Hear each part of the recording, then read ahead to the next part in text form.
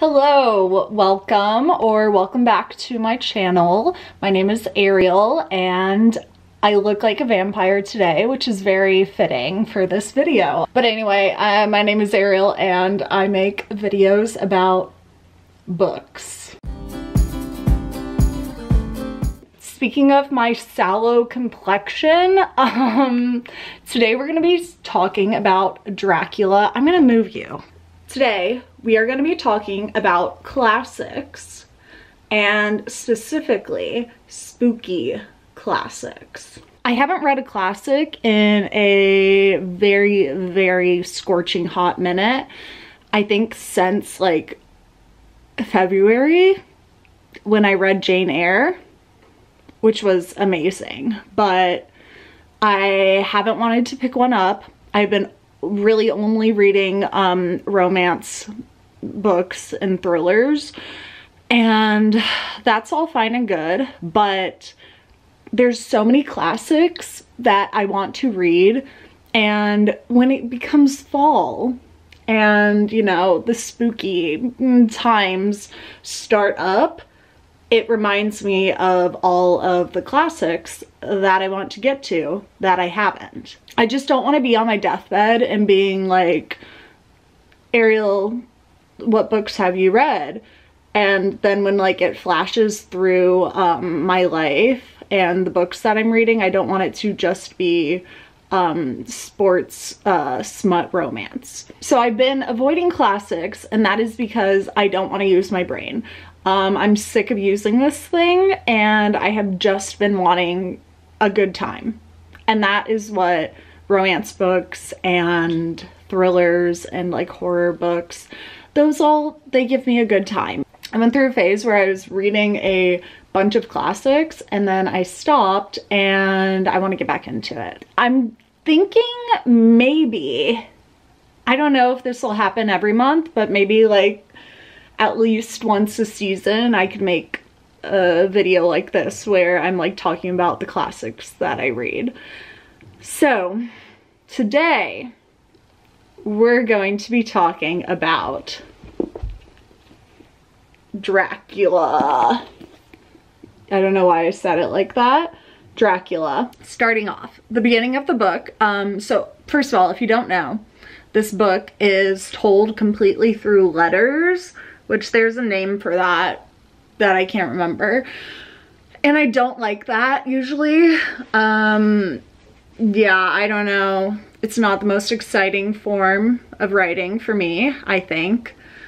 And so the beginning of this was very slow, in my opinion, and very like train of thought for him. And it was kind of confusing-ish for like the first 2 or 3 chapters. But then he gets to the castle. Well, actually no, on the way to the castle, it started to pick up and I was interested, and the writing didn't bother me. I'm literally like almost through with the book, so I'm really, this part of it is not a vlog. The next ones I'll talk about it throughout, but right now we're just reviewing this, honestly. Then my favorite part of the book so far, and probably going to be the favorite part, is Lucy's little story cameo thing. That part really, I was sucked in. I was loving every moment of it. Just like that little section, it was like in the middle, I guess, of it. Obsessed. Couldn't stop.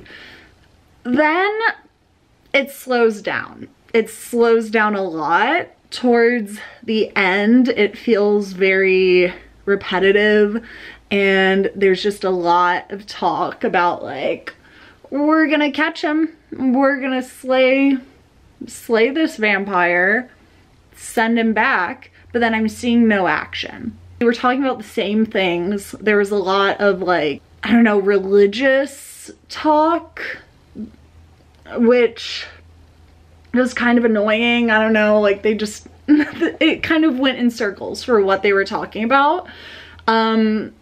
And so I think this book definitely could have been 100 pages shorter. And now I'm at the end. I'm literally like I have like 2 chapters left, so I'll tell you how I feel about it at the very end. But yeah, I think this started off very good. Like the first half of it, really good. And then it just like really slowed down and became repetitive. Yeah, that's my little Dracula review. Also in this video, we're gonna read Frankenstein. And I think I wanna read an Agatha Christie mystery because I've never read one, and I think I should. So I think those are the 3 books that we're gonna read. I'm gonna continue listening to it and I'll let you know my final thoughts. Hi, so we're reading Frankenstein, or I'm reading Frankenstein, and I'm not liking it as much as Dracula. Dracula kind of slapped, I'll say it, but Frankenstein, I don't know. It's just, I think it might be because it was written earlier than Dracula, so maybe the words, like, I don't know, don't make as much sense to me, but I don't think it's that. It's just like kind of boring. Dracula was definitely more like action-packed. This is much more like telling the story of Frankenstein's life and Frankenstein's monster's life. And so it's a little bit more boring. Right now, we're at when Frankenstein's monster is telling his woes, and he kind of complains a lot. I'm like, okay, we get it. No one likes you because you're a monster, but also you're a monster. I don't know. I could see how this would be really good for like a class reading book, because you can talk about a lot of like, what does it mean to be a human, and do human rights extend to those who are not human, and I don't know, things like that. But right now I don't care. And yeah, it's like kind of mirroring Dracula in a few different ways. I wrote down that it's similar in that they like speak through letters at some points, and then also that what was up with the like doctors just giving brandy to the patient for any ailment whatsoever. They're like, all right, sip up. Brandy. Why? I don't know. I mean, I get it. It's like a pain reliever, I guess, because you get drunk and then you're like, I feel no pain. But why always brandy? I don't know. I'm like halfway through it and I'm like, kind of just want to finish it. Get it out of the way. Not my fave. Can see how it could be important to discuss in like a literary setting, but that's not what this is. This is for enjoyment, and right now, not fully enjoying it. So I'm going to continue to listen to it. Also, whoever is narrating this has such a whiny little voice, and it's making Frankenstein's monster be like super whiny, and I'm like, get over yourself. Which I don't think is the correct response you're supposed to have towards him, but right now I'm just annoyed by him. I'm like, literally grow up. You've been alive for a year, I get that. And you don't have a prefrontal cortex to expand and grow because you're a monster, but grow up. So whiny. He's like, no one wants to be friends with me, okay? Oh, and now he's like asking Frankenstein to make him a bride. I wish they gave the guy a name. I'm tired of saying Frankenstein's monster. It's a lot. So yeah, we'll see. But as you can tell, I'm not very enthused. Okay, so now they have taken Frankenstein, Victor. We'll just go by his first name, Victor, because they think he's a murderer of his friend. And it's so funny how, like, to see if he's a murderer or not, they're like, let's show him the dead body, and if he has an emotional reaction, lock him up. he's the murderer. Like, okay. 18th century courts, that's how they dealt with things, I guess. So yeah, of course he has an emotional reaction and they're like, lock him up, throw away the key. Yeah, so that's my update. I just found that section funny. I was like, wait, why? Hello, so I am almost done, like literally 10 minutes left of Frankenstein. I'm almost done, thank God. It's funny, I'm complaining about this book so much, but you know, right as I finish it, I'm gonna go buy a cloth-bound classics of Frankenstein because I feel weird owning like a collector's edition book if I haven't read it. But then when I do read it, I'm like, okay, now I can showcase it so that if anyone asks like, oh, have you actually read this? I can be like, yeah, didn't like it, but yeah, I have. That's like one of my biggest motivating factors for reading classics. I can buy the cute little collector's edition after. It's so dumb, but I love those little cloth-bound classics. I only own like 3, but they're so good. Anyway, gonna finish it up. I have finished Frankenstein completely. It is done. And takeaways, the monster, kind of toxic. Who would have guessed? Yeah, the ending, I feel like it could be interpreted many ways, but for me, I feel like the monster is kind of a narcissist. And yeah, he really had no redeeming qualities for me, and I think he was supposed to, but he was so self-centered. He's like, me, me, me, me, me, no one likes me. Me, me, me, me, me. So at the end, I don't think, like, he's like, I'm gonna go off myself in the North Pole. So, bye, you don't need to do it, I'll do it. I don't think he's gonna do it. No, he's gonna go cause some terror on a different town, I'm pretty sure. But also, I feel like his motivation of killing people was always directed towards the creator. And so now, like, who's he gonna have some beef with? We don't know. But I think he'll find someone that he's like, and then kill his whole family. So that's what I think. Like, I feel like if I read this in school, I would have really got a kick out of discussing it. But right now, I don't know, I'm just discussing it with my own head and it's like not as fun. But yes, that was Frankenstein. Definitely liked Dracula more. Both of them did lag. I'd say Dracula was more repetitive, which is bad, but like Frankenstein, definitely, I didn't know where it was headed, and Dracula I definitely did, but something about the writing, I liked Dracula more. Those are 2 little classics, like true classics. Now we're gonna read, let me grab it, is an Agatha Christie novel, Halloween Party. And I have never read an Agatha Christie mystery, so I am super excited about this. It's pretty short, it's like 240 pages. And yeah, we're gonna see. I'm excited. Also, Halloween Party. It's literally the week of Halloween.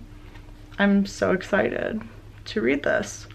So, gonna get started on this soon and let you know my thoughts. Hello, so I am 60 pages in and it's interesting.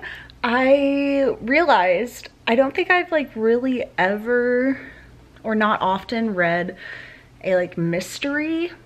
A lot of the books that I read are thrillers and I didn't understand the difference, and now I do, because there's clearly like not a threat, a budding threat to the, you know, main characters. I think that's the difference. I mean, so far there's not a threat. It seems to be in like a separate incident, you know? And then the detective, like, no one's coming after him, so he's not in danger, you know? I think that's the difference, and it's very interesting in that way. It's also very easy to read because it's like mainly dialogue, and it's just him talking with people and getting their side of the story, which makes it go by very quick. Published in '69, and it's interesting because they keep talking about like the increase in crime and mental health problems that are happening around this time, and they keep being like, they don't watch after kids like they did in the past. And I'm like, that's so funny how that's just like a constant theme through time, is like, you know, because I'm reading it and I'm like, oh gosh, if she could have seen what the state of teens' mental health and the crime in the world would become, she'd think that the 60s were a paradise. So that's funny and sad and interesting. I'm going in to my favorite used bookstore because I go here like once a month to see what's new.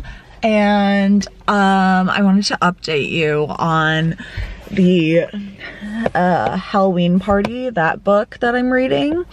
It is good. I don't know what's happening. I don't know. I don't have any guess for who it is. Maybe Miranda, just because like I'm always suspicious of children in books, but I really don't know. So I really don't know. It's very hard to guess. Like they're really, like I feel like with thrillers I usually have a good guess, but I don't know. Are mysteries just supposed to be like a lot harder to guess? Because I really don't know what's happening. I'm just along for the ride. So keep reading, see what's happening. It's also interesting because the main character is like a writer of mystery novels, and so that's funny because it's clearly just Agatha Christie, you know? The character she wrote is like herself. That's all. Okay, I don't know what happened to the final clip that I filmed, or if I just like did not film a final clip, but I can't find it. So we're gonna summarize, wrap up the last book right now. And so the last book I read was Halloween Party.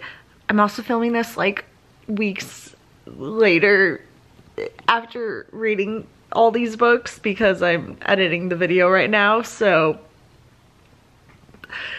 the Agatha Christie is not going to be very well summed up, but from what I remember, I enjoyed my time reading it, but I do think that this is one of the like not very popular books within the series, and I definitely feel that because it felt not very memorable and wrapped up in a weird way. Like, I don't know, you couldn't really connect the dots while reading it.